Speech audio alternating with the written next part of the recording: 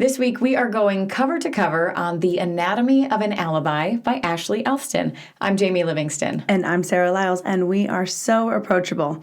All right, so this one we were excited about. We were so excited for this book. I hope that you enjoyed it. I know that we really ramped up the enthusiasm for this one, and our expectations are really high. What are your 3 words? Maybe that'll give me a hint as to how you felt. All right. Deceptive, layered, and unreliable. What are your 3? Okay. I have gripping, whirlwind, and nuanced. I feel all those. Yeah. So I feel like this book maybe didn't live up to the hype. I agree. 100%. I still very much enjoyed this book. I will say that. But wow. We were talking about what questions that we should be asking and where to start, because this has 4 different narrators. Yes. And at least 3 different timelines. It's nuts. I literally wanted to pull out a murder board and get the yarn out to try to track who's saying what and when. It was a lot. It was a lot. And I have been on the waiting list since it was dropped to go. I mean, yes, sure, I could drop $30 and go buy it, but I mean, I'm cheap. So I literally had to listen to this, and I had to make sure that while I was listening to the audiobook, I was really tuned in. It couldn't be I can listen to it and catch it. I had to really focus because there was a lot going on and a lot of people. Yeah. I warned you about that because I raced through this book, and I had the digital copy on my phone. So I'm just looking at this tiny little screen. Yeah. But I called this gripping. My phone did not leave my side for 3 days, and I had it out every spare 15 seconds. I wanted to know what was happening because there was so much going on in this book. And so I really felt like I was sucked in. I think we had that question in an episode recently, what kind of a reader are you? This was very different for me. I'm not normally that kind of a reader. So it was very exciting to just read the next paragraph, even if it was just a little chunk at a time. And I did listen to some of the audio, right? But I decided to stop doing that and to go back to the physical copy because it was so confusing. Yep. Because you had to remember what timeline you were in before the alibi, during the alibi, after the alibi, which character, which woman, pretending to be which woman it was. There was a lot. Yes. And I actually think that I would have, there's parts of this that I felt so lost. And I kept saying, kept looking every day, what number am I? What number am I? I've been number 1 for the physical copy for 2 weeks. And I'm I give up. I give up. I can't. I just need to listen and try to focus. And so it would be after the kids are in bed, let me just lay in bed and just sit here, stare into the wall and try to listen to what's going on, because it got confusing at a lot of points. But when I was able to grasp, it made it, like you said, more gripping. It did catch my attention. But there were some lulls. But anyway, all right. So I think a good question to kind of ask. So what does the title Anatomy of an Alibi mean in relation to the story as a whole? I like that they're digging into the alibi because that's definitely a word that gets thrown around a lot. So actually defining that, breaking it down. Yeah. There were a couple really good quotes in there, and I think I have one. It says, "This is the tricky part. It's not just the anatomy of an alibi, having someone vouch that you were somewhere else when that crime was committed, but it's the psychology of it, that someone is believable. A family member automatically brings skepticism, especially one who is prepared," as she put it. I think in that instance, Camille had said something and my brother can vouch for me. Right. And it was oh, well, that's... Or I have all the receipts in my bag. Right. Yeah. So I liked that. And I think that in Ashley Elston's other book, she really defined the title of that one. Yep. The first lie wins. The first lie is the one that you tell them that everybody believes. Yeah. So I think she does a good job of that because she definitely gave us what the anatomy of an alibi is. There were several things where it was nope, you have to have this, you have to have this, and you have to have this. And they checked all of those boxes. Right. They really did dissect what an alibi truly meant. And so it also showed the loopholes in a lot of areas that I never thought about because thank goodness I've never had to need one. Right. But it made me go, wow, there's so much, it's so much to it that you're like, I never even expected it to be so deep. Well, and especially when you realize that both of the girls technically have the same alibi. Yeah. And so I believe it was Aubrey then realized that she was screwed because her alibi was the other lady's alibi, and her phone and her devices had just been sitting at home all day doing absolutely nothing, which looked very suspicious. So I was very confused as to how that was all going to pan out. And so I was curious if one was going to like rat out the other one, or I still feel like that should have come to light somewhere in the book, but I guess not. What did you think about the reasoning for Camille getting Aubrey's help and the whole 24 hours that they, not even 24, it was 12 hours that they switched places for? Right. So we're talking about Camille, who's Ben's wife, main character. Camille's pretty much the one that she's trying to figure it out. Mind you, to me, she looks suspicious the whole book. And then Aubrey, who she ended up devising the plan with, and they ended up switching places. And so for me, when she went in and asked Camille to, like, do that, I understood the whole, like, they both needed something. They both needed answers. Why does Ben have all my information? Why does he have my home address? Why is his location passing my house? What is going on? So I could see why she would say yes. And then for Camille, I'm like, Camille, what are you really gonna do? I actually, for the first, like right there, I was like, Camille killed him. Camille killed her husband, and that's what she's trying to, like, that's immediately what I thought. I didn't. I was still very confused as to... Clearly, throughout this entire book, I was confused, which is why I was like ravenous reading this, because I just wanted some more answers. But I thought that her relying on somebody else to make your alibi, like, I feel like she didn't have dirt on Aubrey. True. So, like, there was no reason why Aubrey wouldn't have then just been like, no, that she wasn't there, and like spilled the beans on that little thing. So good point. I think that Ben ending up dead was like the biggest wrench in their plan ever. Yeah. So I didn't actually suspect either of the women. I definitely suspected the weirdos that lived with Aubrey. Yeah. And I definitely suspected Hank right away. The fact that he was the law partner, the firm was being dissolved, or his part of the partnership was... He gained a lot by his death. Right. So I was trying to figure that one out. But he definitely seemed plausibly surprised. Like, I believed him in his responses to the things that were happening. Right. So while I'm getting better at predicting who's unreliable when it comes to narrators, I believed what Hank was saying. Although I found it very suspicious that Hank didn't realize that Ben was as shady as he was. Yeah, that's true. Because when he started to realize that he had files at home and at work and some things were not adding up, I'm like, how did you not know this? Like, did you guys really not share anything in your practice? I mean... Yeah, because it seemed like Ben was very shady. Right. And in any of those, like, daily briefing meetings where they're like, these are the cases that I'm taking, didn't anybody say, like, hey, no, that dude's definitely guilty. Like, you're not going to be able to get him off. And it's like, well, how did he get them off? Yeah, I definitely questioned his motives at that point. Because I was like, how could you not have known? Right. That didn't make sense to me. I could see that. I mean... I liked Hank. Hank actually felt reliable to me. Like, I was like, oh, okay. I feel like Hank is actually reliable in this narration of all the narrations that doesn't feel reliable. I need to grasp onto somebody who feels a little bit reliable. I understood he felt like I have a lot to gain, but that, for some reason, that didn't stick out to me. Right. I think that he realized that he looked really guilty. And Yes. so he was trying to establish an alibi, and he had nothing. He was home alone the entire night. Like, dang it. Like, I ain't got nothing. right. And Which I think probably because he didn't have an alibi is probably why I thought he's not the one. Right.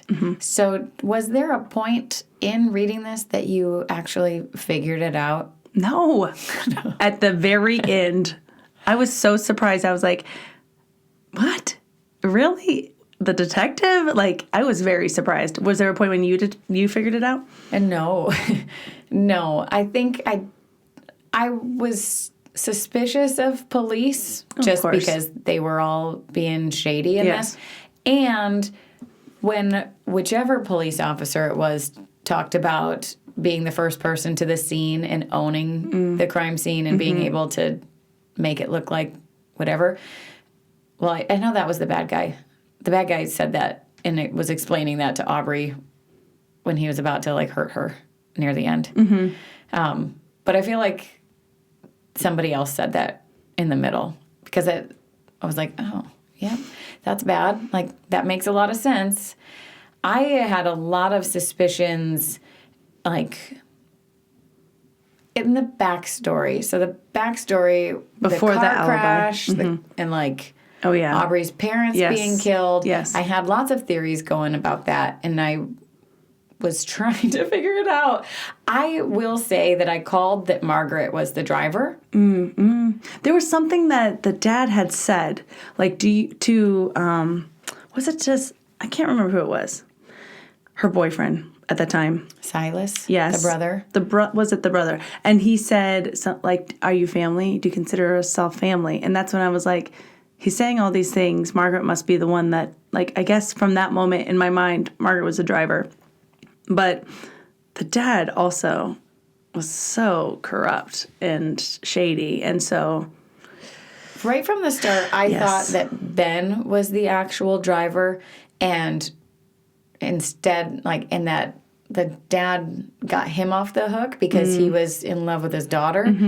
And when we actually got the flashbacks from Ben's perspective, and he was just chilling at home and was trying to help them, as soon as Silas was like, why did you let me drive? I shouldn't have been driving in this condition. And I was like, he can't even stand. There's no way he was the person behind the wheel. It was definitely her. So when we finally saw that video at the end, I was like, yes, I called that 100%. And she was doing it as leverage to be part of the family and be included in this powerhouse corruption. Like, I just... I was so annoyed that, like, nobody even questioned that. But clearly the sheriff knew. So I'm confused as to why he didn't tell the dad that, hey, it was actually the girlfriend. And, like, they could have just hung her up. Like, I don't know. I guess because, again, who knows what the dad had with the police.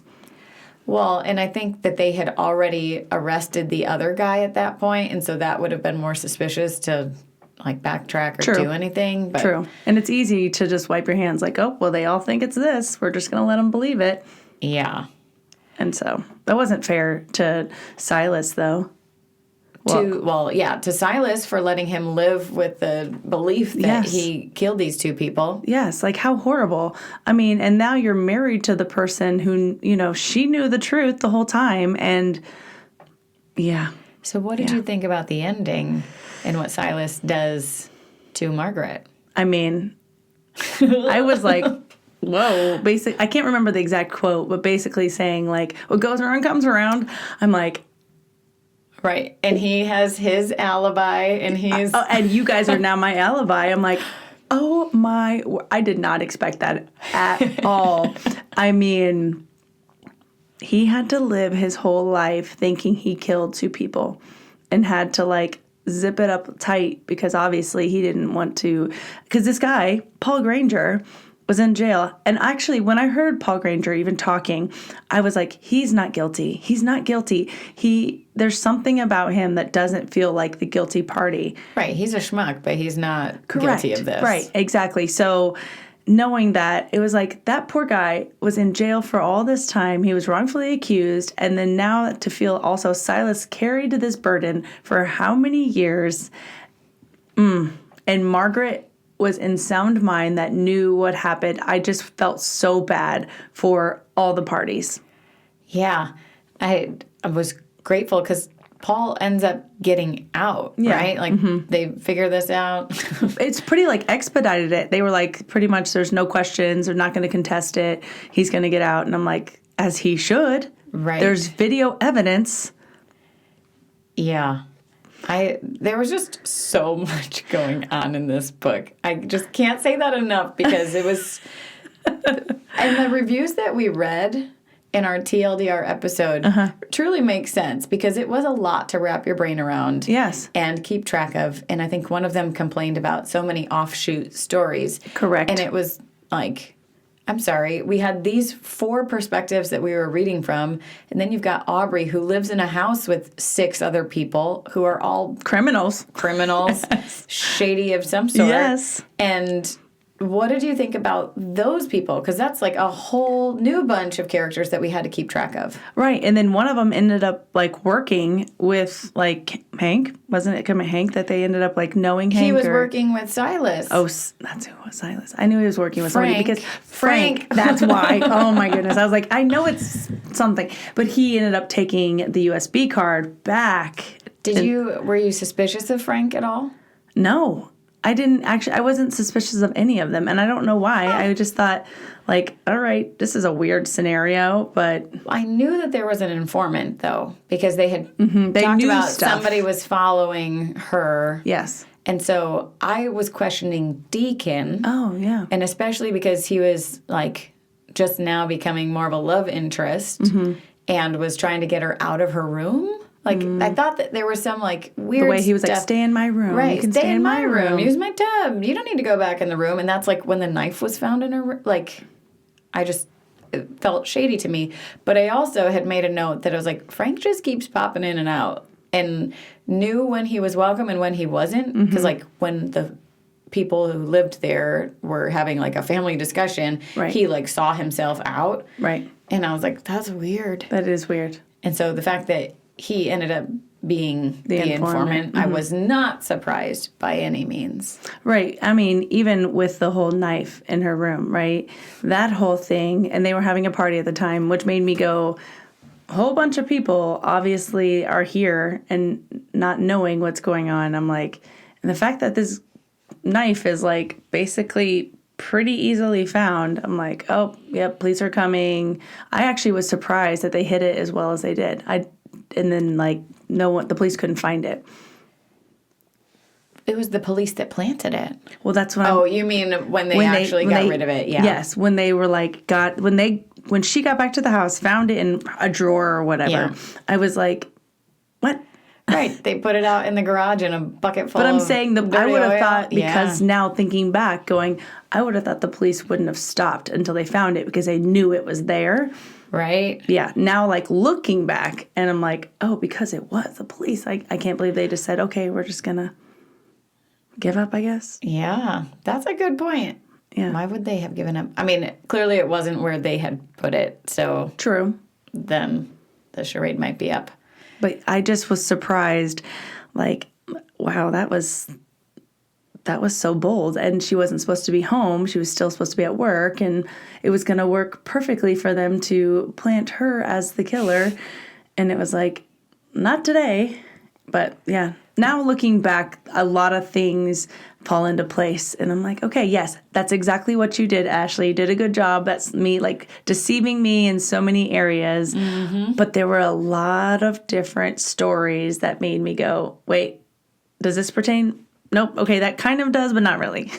So let's talk about Camille for a minute, because Camille and Ben have been married for quite a while, but it's not very happy. Right. And then there's that airtight alimony and all that. She can't get any of it if she does anything. And so she's really... Because then they go back to Aubrey. The reason why she even goes to Aubrey is she thinks that they're having an affair. And that's one of the things. Like, oh, if he's having an affair, she can get her share. And so she just has to prove that he's doing something wrong. Right. And that he is breaking his part of that contract. Did you think he was having an affair? Did you think that she was going to find something? I mean, I didn't know. I actually tried to not think, because I was like, all right, we've read so many books with so many schmucks and so many men cheating on the women, and it's like, let it not be that. Let it be something different. Yeah. Well, what did you think about how he was watching her every move and like tracking her phone and her credit card statements and all of that stuff?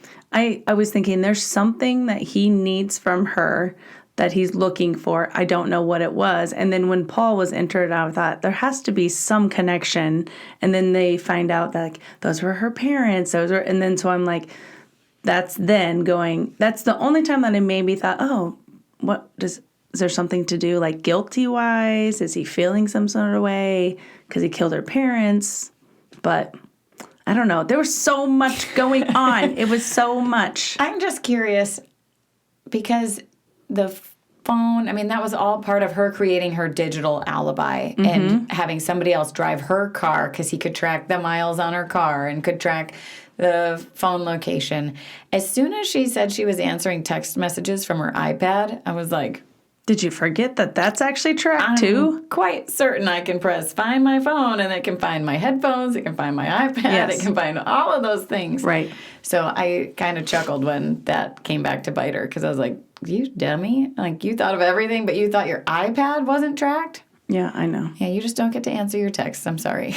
I know. And really, like, that was so controlling in so many ways. Like, there's one thing to be like, I'm going to track you just for safety reasons, just to know where you're at. Or if you're on a trip and they're driving and you're just like, want to see where they're at and you can't get a hold of them or something.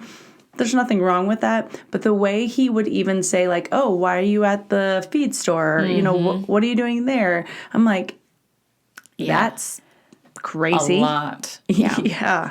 Yeah. I think it's actually pretty normal, or I feel like many families will have different views on this, but having your location shared with your children or your spouse, like that isn't manipulative or like demanding or controlling. No. Like, I think it is actually a good thing that I know where my kids are. And yes.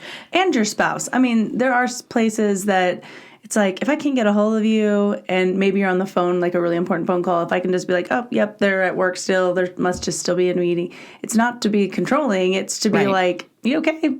All right. Right. I'm not snooping. I just genuinely want to know where you're at. And if you're in a good, healthy relationship, it's like them knowing they already know where you are. So it doesn't really matter. Right. It's also like, do you have read receipts on your text messages or do you not? Like, I don't want people to know that I actually saw that message or not. I turn that off because I don't want people to know I read their message. Not my husband. I don't really care if he reads it. But other people, I'm like, crap. I don't want them to see that I read that. Do I want to respond to that? I don't want to respond yet. Oh, okay.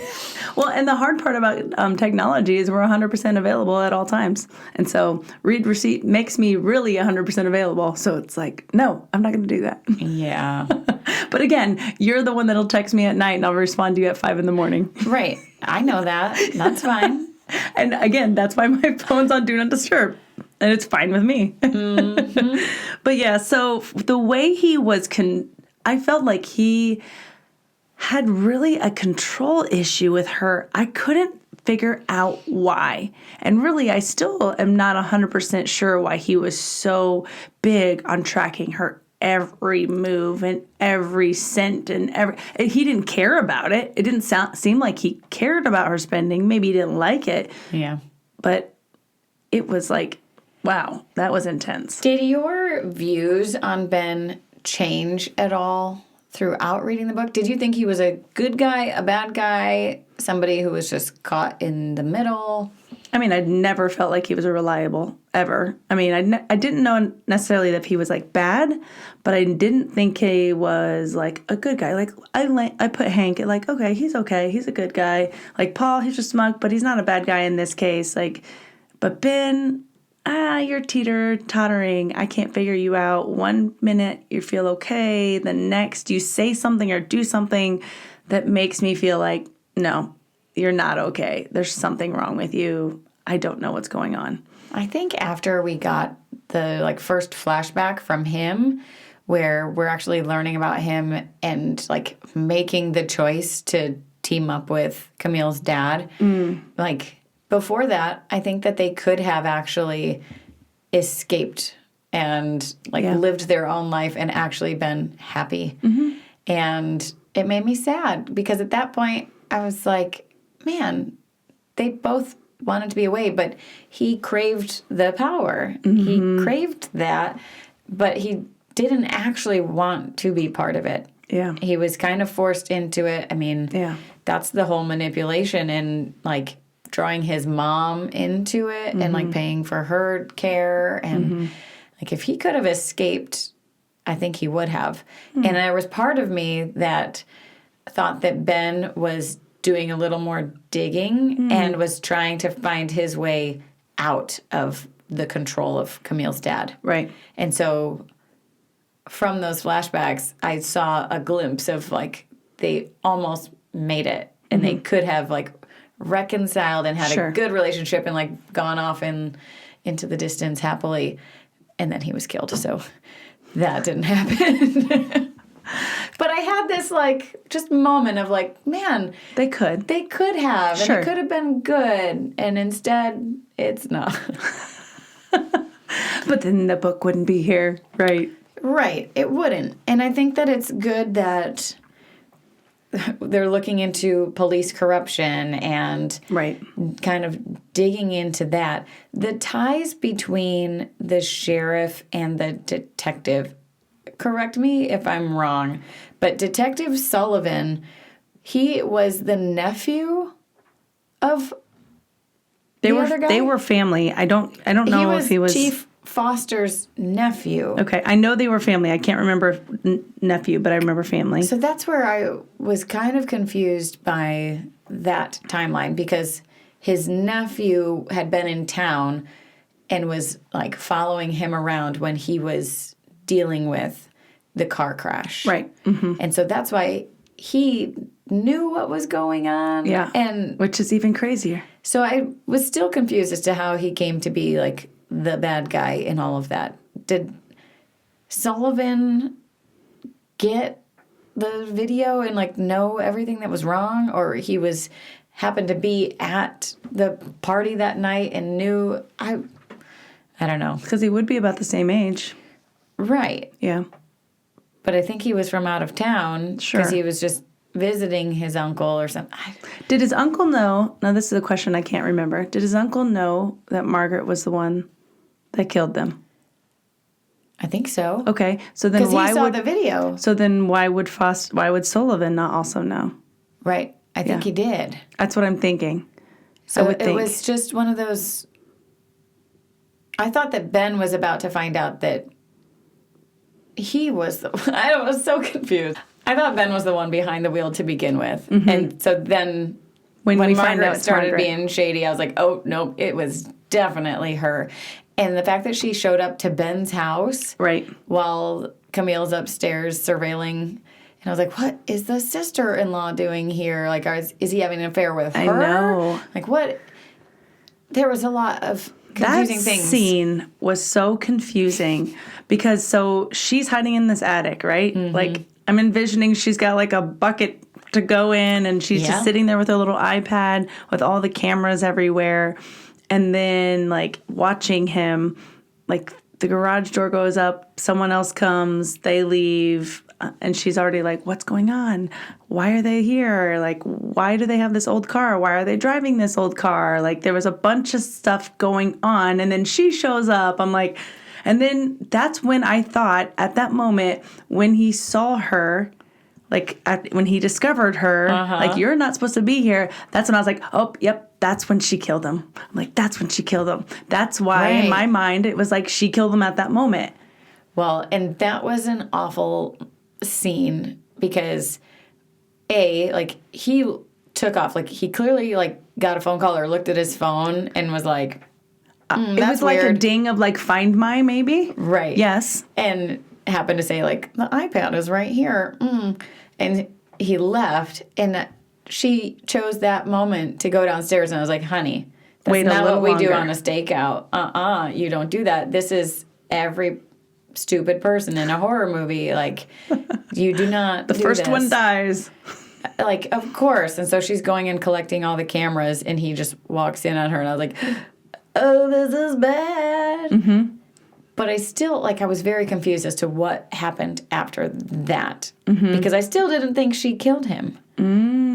I did. I didn't, because I thought for sure she picked up this, because they, in his office, the weapon that was used, I was like, she did it. She was there. That's where she killed him. So I was surprised when I was wrong. So I was glad I was wrong, because I like Twist, but I for sure thought it was her in that moment. I wasn't there. I saw how it could have happened, but I was Sure. trying to come up with a better twist than that. I mean, being caught in that moment was a twist as enough. But the fact that the deacon and other dudes were there, placing a tracker on the vehicle, or doing looking something. at the camera and smiling, because they knew that camera was there. Yeah. Ooh. That was and that's another creepy moment that kind of slipped through me, like, oh, he knew all of this, obviously, because of Aubrey, but it was like... She didn't know. Correct. Like, why would you not be like, Aubrey, how do they know? Like, later on, be like, did you tell anybody that I was there? Because they definitely knew that camera was there. What did you think about Aubrey using the alibi to sneak away to the jail, to the prison? Oh, when she used... her friend, whatever. had the just walking around with the phone and stuff. I was so confused. That was, again, another... Why did she need an alibi to go visit the prison? I don't know. Why could she not have done that on any Tuesday? I know. It didn't make sense to me. I was just like, why today? Does she not want to be the one to go see him? And why would it matter if she did? Was it because she was being followed, or somebody was tracking her moves? Maybe. That was the only thing that I could figure out, other than, like, you're clearly tied to this person in this court case. I would go question that person and be like, why did, can we talk about this? I need some closure here. Yeah. Did it stand out to you, the last letter that Paul, is that his name? That Paul had sent to Aubrey that was different from all the rest? Because it wasn't from him, right? Right. Because she had said, like, here's all the letters that he sent me, and it was, like, 20 that were handwritten, and then one that was printed. I questioned that. I was like... That makes sense. That seems different. Especially when he was like, we can't type things. I can't send that. That's expensive. Like, why would I send that box? I thought that was so cool that there was that little hidden compartment. Right. But I'm like... Well, the fact that it was one of his boxes. Correct. So it seemed legit. Right, because she had received other gifts from him. Yeah. Like little small things. So it seemed, but I guess I didn't really pay attention to the detail of it being typed versus handwritten. I just didn't know who it would have been coming from if it wasn't coming from Granger. True.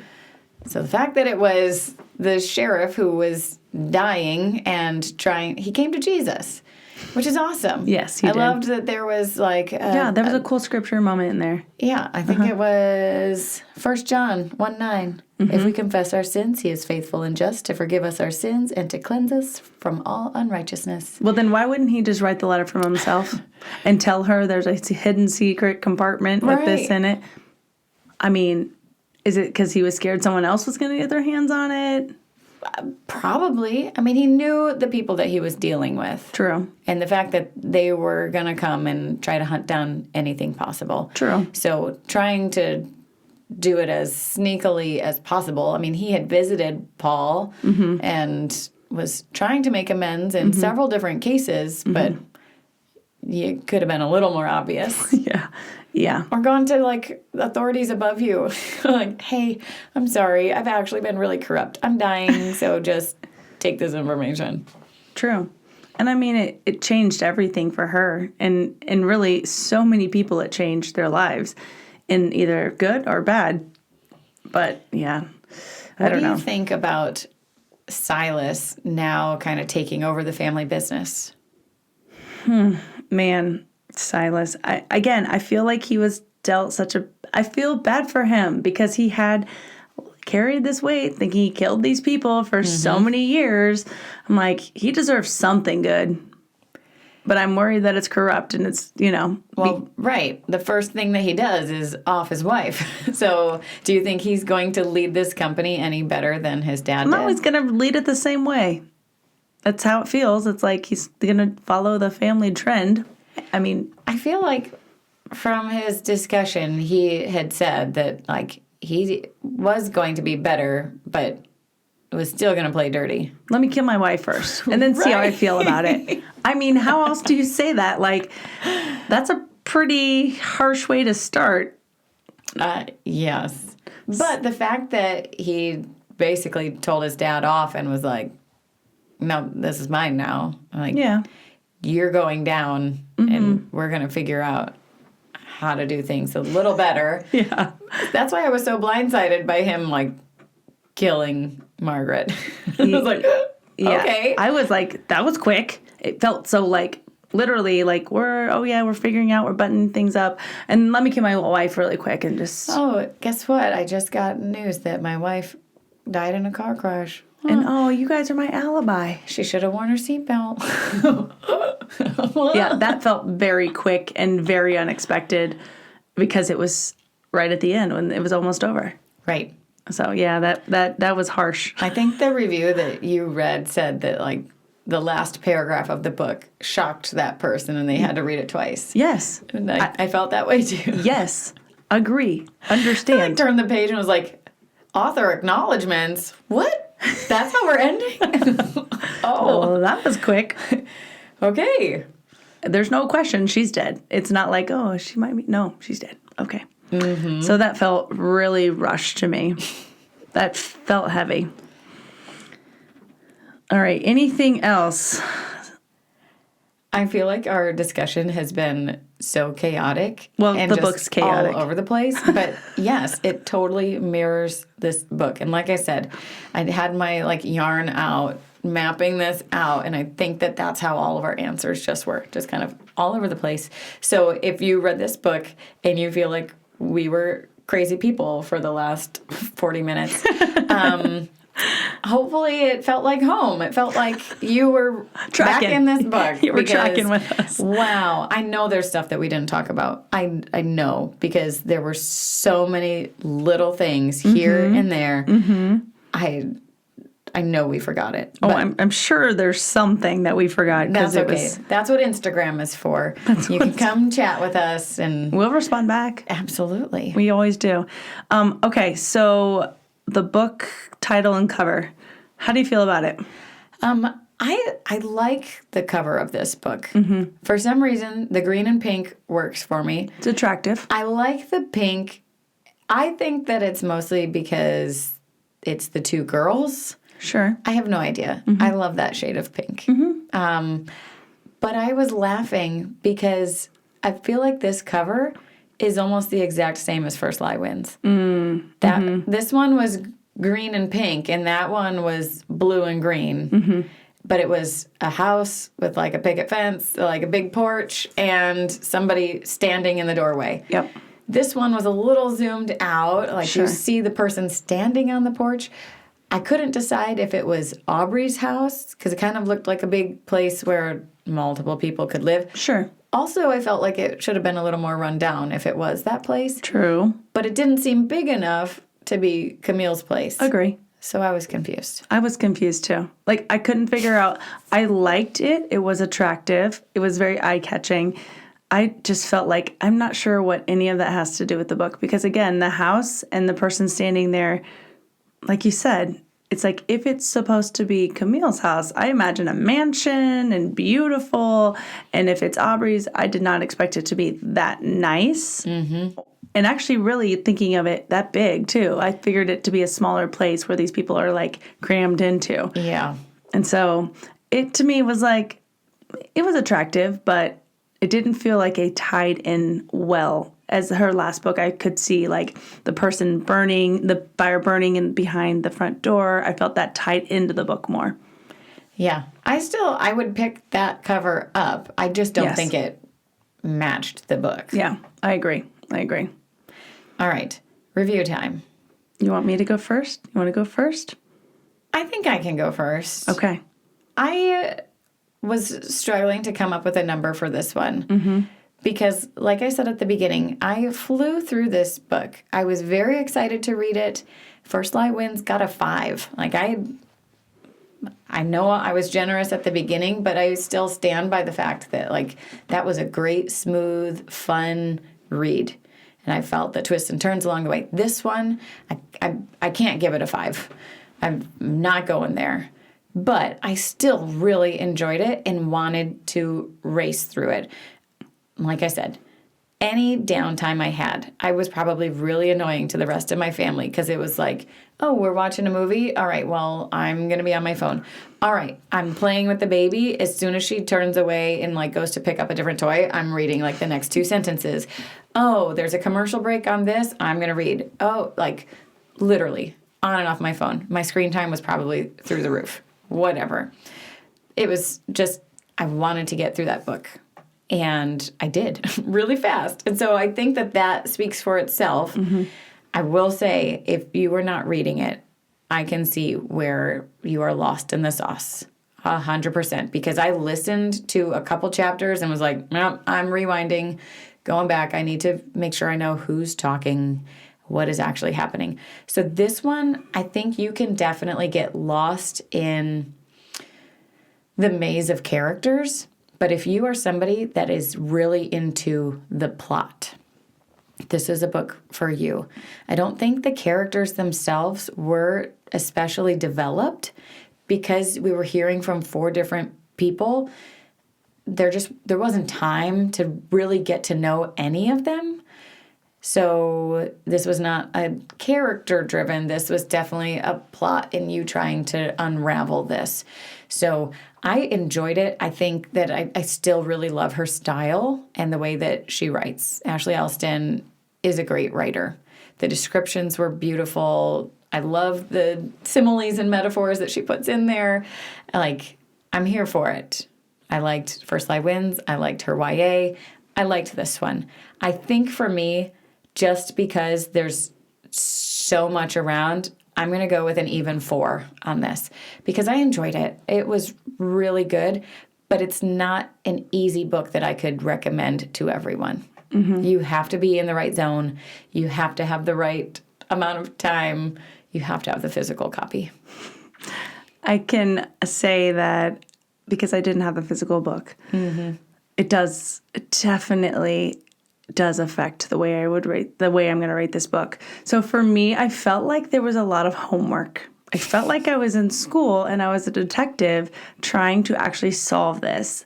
I love like trying to solve things, but I don't like when I have to like sit and feel like I'm in doing homework. I felt like there was times that I was like, if I don't write this down, I'm going to forget this. If I don't like really focus in, I like where I can be like cooking dinner. And if I'm listening, like be able to listen. I couldn't do that with this book. I could not like do anything else and listen to this book because if I missed something like the title, if I missed what timeline we're in, if I missed who was talking, I was lost. And so there were so many different points of view. I got lost in a lot of the characters. There were a lot of characters, a lot of timelines, as well as a lot of offshoot stories. So I was constantly trying to do, like I said, the homework of who goes where, who's where. And like you said, you don't really get the deep understanding of each character. Each character's developed, but to the point that it's like, oh, yep, but we're going to switch here. So you're starting to get to know this person, but wait, we got to learn them too. And so it felt like a lot of information, and I felt so confused. Even in like after reading it, you're saying stuff that I'm like, I kind of remember that. Like, what? It wasn't seriously like, and again, I listened to it and there was times I'd be like, oh, nope, you have to always start at the very beginning of the chapter. Even if I'd stop in the middle, nope, I'd still have to go back to the beginning of the chapter to listen to the full chapter because I think if I had the physical book, it would have changed it and made it easier. Like you were saying, like you tried to listen to it, it didn't work. I was listening to it, it didn't work. And so it really felt hard for me because I loved Ashley Elston's first book. It was our best rated book. I had high hopes. I did like her writing style. I think she's really well at that. But for me, it was like a 3.6. It was so hard for me. It was hard to get through. And if you can get the physical copy, do that. Yeah. Yeah. And bring your yarn, bring your murder board out. Like, you're going to have homework to do. Like, I have little notes all along the way of like, nope, that person's shady. I'm going to have to remember this. And so you definitely have to be paying attention to little details. But I also don't think that it is solvable on your own. No. Like, you do have to wait for it to be revealed. There were a couple details early on. I mean, you do meet the actual killer right at the beginning. Right. He's the first cop on scene. So, like, you do get a sense, like, you could potentially put everything together if you're really, really smart. I mean, if that's your job. Yeah. Again, I just felt like it was so much homework for me that I was like, this is so hard. I'm like, I just want to know. I thought I knew. I don't know. I'm so confused. It's not that person. So, yeah. But if I actually had the physical book, I do think I would have enjoyed it more. Yeah. We had talked about it in the last episode, just because of the reviews saying that there were multiple characters, like multiple POV and multiple timelines. And it was like, oh, no. But like we said, First Lie Wins was multiple timelines, but it was one point of view. Correct. So this, I think that Ashley Elston, like, bit off, I don't want to say more than she could chew. Maybe it was more than we could chew. Correct. Because she did it, and she did it very craftfully, artfully. Yeah. Like, she did a really good job. I'm just trying to imagine the storyboarding that author had. Yes. I already don't know how to write a book. But I'm just picturing sticky notes everywhere. And it's like, wait, I need to put something from this timeline here. And now I need, like, different color coding things and moving stuff around. Like, how did she patchwork this book? Because it was all over the place. Yes. It worked, but wow, that had to have been insane to put together. I was sad. I wanted it to live up to the hype, but I didn't have the physical book, so I kept texting you saying, I wish I had the actual book. I wish I had the actual book. I wish I did. Returned mine. I thought you would get it next, and it didn't. Well, there's like 1,200 people on the wait list, so it's fine.